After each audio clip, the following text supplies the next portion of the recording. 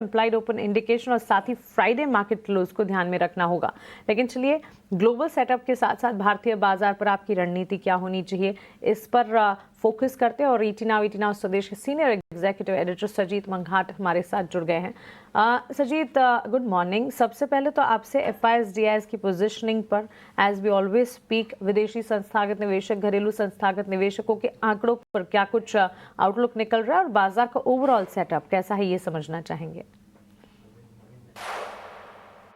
देखिए, फ्राइडे को US markets तो फ्लैट बंद हुई थी। मतलब अगर देखें तो डाउ फ्लैट था और S&P 500 और नैस्डैक पॉजिटिव में बंद हुए, पर इतनी उछाल देखने को नहीं मिली।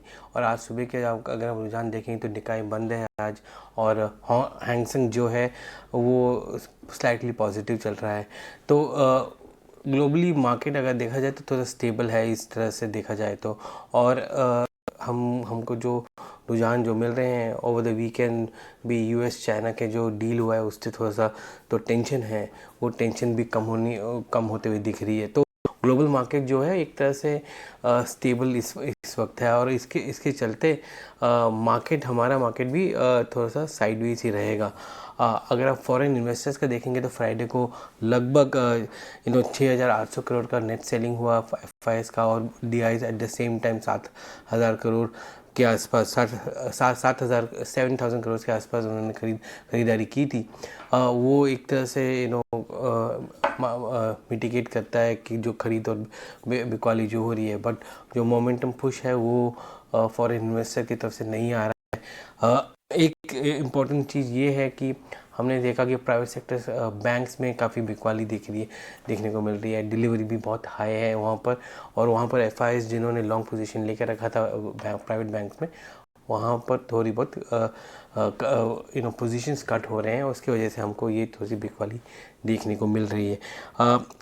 ओवरऑल अगर देखें तो मार्केट थोड़ा सा रेंज में रहने की कोशिश करेगा, क्योंकि ये वीक भी थोड़ा सा ट्रंकेटेड है और वेडनेसडे को छुट्टी है गुरु नानक जयंती की चलते, तो मार्केट भी थोड़ा सा रेंज बाउंड रहेगा। बिल्कुल, FIDIs का एक्शन तो समझ गए सर, लेकिन अब थोड़ा सा निफ्टी और बैंक निफ्टी के लिहाज से बताइए कि क्या सेटअप निकल कर आ रहा है बाजार के लिए। छोटा हफ्ता है क्योंकि ट्रंकेटेड वीक है एक तरह से, क्या रणनीति? देखिए, निफ्टी आज थोड़ा सा, जैसे मैंने बोला कि ये हफ्ते रेंज बाउंड ही रहने वाला है। उतना कुछ खास देखने को नहीं मिल रहा है। अर्निंग्स जो है स्टेबल रही हैं। ऑटो कंपनीज के जो नंबर्स आए हैं वीकेंड में, फर्स्ट और सेकंड को, वो अच्छे दिखे हैं और वो अनुमान के थोड़े से ऊपर है, क्योंकि GST का जो इम्पैक्ट है वो अक्टूबर में देखने को मिला हुआ, जहाँ पर मारुति हो गया, टाटा मोटर्स हो गया, महिंद्रा हो गया, उनकी सेल्स जो है अनुमान से ऊपर आए हैं। दूसरी बात जो है कि अर्निंग्स जो है वो थोड़ी सी ठीक ठाक ही रहे हैं, कुछ ज़्यादा नेगेटिव सरप्राइजेस नहीं आए हैं अर्निंग्स में। हाँ, थोड़ा बहुत तो मार्जिन्स में इश्यूज हैं। कंज्यूमर कंपनी थे, GSPL के नंबर देखने तो स्लो था GSPL का नंबर, तो वो एक मार्केट पे वे करता रहेगा। अगर आप आज का निफ्टी का देखेंगे तो निफ्टी का रेंज जो है आज 25,722 में बंद हुआ फ्राइडे को, और जो निफ्टी बैंक है वो 5,776 में बंद हुआ। तो जो रेंज है उसका बहुत कम बढ़ने की उम्मीद है। और कारण ये है कि काफ़ी पोजीशंस, कॉल पोजीशंस ऐड हुए हैं निफ्टी में। और निफ्टी का अगर हम देखेंगे तो पुट अनवाइंडिंग हुई थी 25,900 में और 26,000 में, और कॉल राइटिंग जो है 25,800 और 25,900 में है। इसका मतलब ये है कि थोड़ा सा डाउनवर्ड प्रेशर रहेगा निफ्टी में, क्योंकि जो कॉल राइटर्स हैं वो उम्मीद रख रहे हैं कि मार्केट्स वो नीचे रहेगा, और 25,800 900 के बीच में या इसके ऊपर नहीं जाने की उम्मीद नहीं है।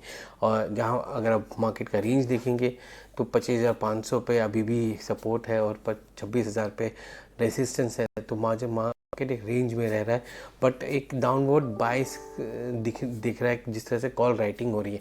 ये चेंज हो सकता है क्योंकि आज T-1 है, मतलब एक्सपायरी -1 है। ट्यूजडे को निफ्टी की एक्सपायरी होती है, वेडनेसडे को छुट्टी है, तो थर्सडे को अब सेंसेस का एक्सपायरी होगा।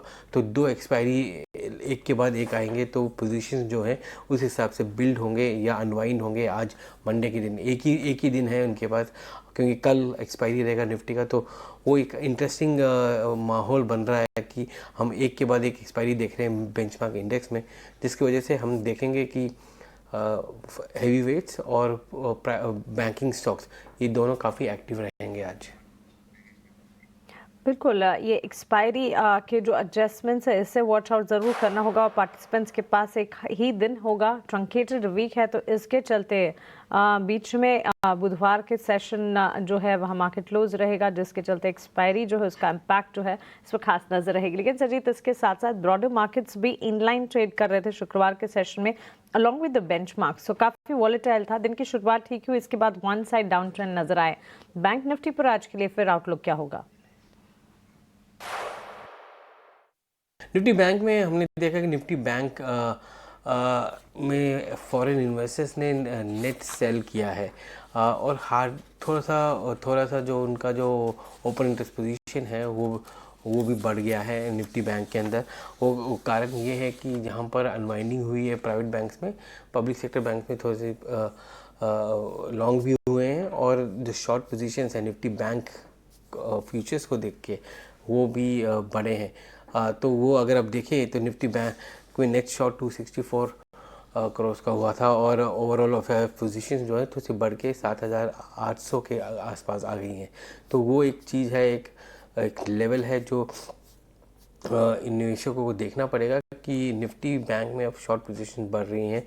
हमने ये भी देखा कि हम अगर बेंचमार्क निफ्टी को देखें तो वहाँ पर भी शॉर्ट पोजीशंस बढ़े हैं, लगभग 1340 करोड़ का बढ़ा है निफ्टी में, और निफ्टी का जो ओपन पोजीशन है वो बढ़ के 23,145 के आसपास पहुंच गया है। तो वो भी एक फैक्टर है कि शॉर्ट पोजीशन अब इंडेक्स में बिल्डअप हो रही हैं। ये सीरीज़ की शुरुआत है बट ये बिल्डअप हो रही हैं और इसी वजह से जो निफ्टी है वो रेंज बाउंड रहेगा। और स्पेशली इस हफ्ते जब एक ट्रंकेटेड वीक है, 2 दिन के बाद छुट्टी है, फिर 2 दिन का ट्रेड है और दोनों के बीच में 2 एक्सपायरीज भी आ रही हैं।